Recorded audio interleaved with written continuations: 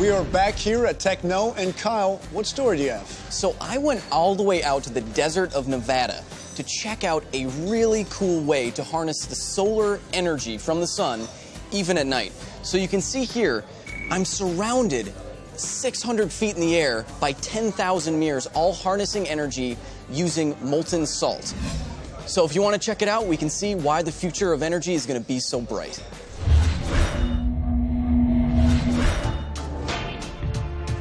With its glitz, glamour, and endless gambling, Las Vegas sits at the crossroads of conspicuous consumption and limited resources. 90% of the city is powered by non-renewable resources like oil and natural gas. But later this year, the city and much of Nevada are betting on a new energy source, thanks to the sun.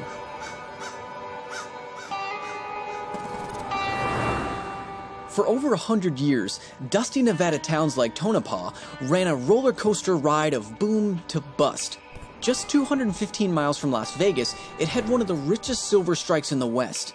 But eventually, the mines went dry, and by the 1940s, Tonopah had turned into a ghost town. But today, Las Vegas and Nevada are both staking their energy claims on this tiny town. In the Nevada desert, there's no shortage of two things: land and sunshine.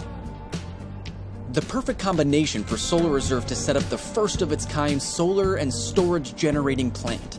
Every once in a while, I'll read an article that says, if only we could store solar energy. Okay? Sure. And it's like, hello, we can do that, actually. So we can do that now. Before the Crescent Dunes project, the biggest challenges to reliable solar energy were storage and scalability. Through using molten salt as a storage medium, Solar Reserve found a way to capture and hold concentrated solar power on a commercial scale. With a $1 billion loan from the U.S. Department of Energy, Solar Reserve cracked the code on efficient solar energy production and storage. Let's start at the top, specifically a 600-foot tall tower. Here at Solar Reserve's Crescent Dunes project, they're using thousands of mirrors and a little bit of molten salt to provide consumers with clean energy from a near infinite source, the sun. What you see around us are heliostat mirrors. Heliostat mirrors are tracking mirrors. What they do is track the sun and concentrate the sun's energy onto the top of the tower that we have here. So it's kind of like taking a giant magnifying glass like you did as you were a kid and directing all that sun's energy to one point. Exactly. Of course, accurately tracking the sun here is more involved than my childhood experiments. And these move just a little bit, every few minutes they move a little bit just to continue to track the sun to make sure we're accurately pointing the sun's beam at the top of the tower. At the heart of this new technology is molten salt, an environmentally friendly mixture of sodium and potassium nitrate. It is used as a heat storage medium in the Solar Reserve power plant. That allows us to store that massive amount of energy in these hot salt tanks. That differs from any other power plant. This is the first of its kind, of its size in the world, which is capable of doing this. Here's how it works. More than 10,000 tracking mirrors called heliostats will reflect and concentrate sunlight onto a large heat exchanger called a receiver.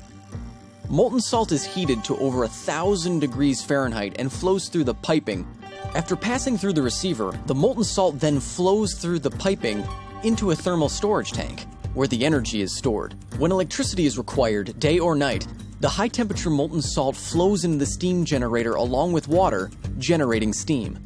After steam is used to drive the turbine, it is condensed back to water and returned to the holding tank. The result?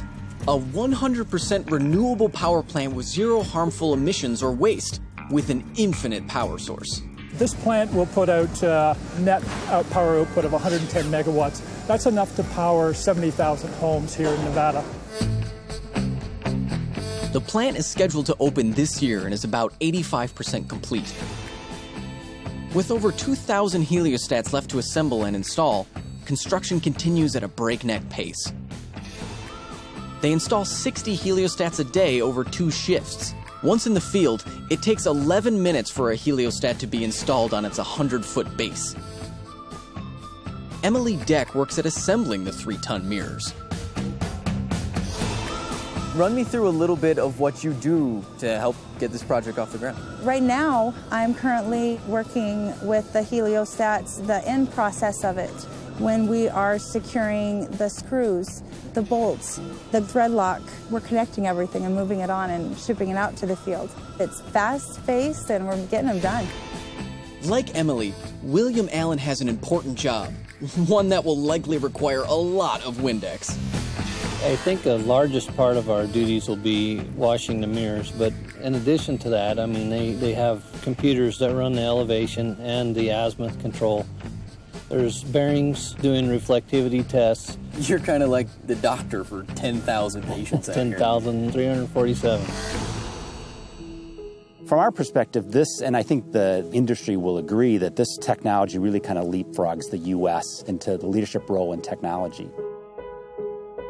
So when we were walking around outside, we saw the history of what started this town. We saw giant mining equipment, and now we see history being made on the other side of town, right? That's really what our history is about. And now we're moving into that next phase, and we're just mining another natural resource, which is the sun. Now, I'm always amazed that somebody even thought of this in the first place.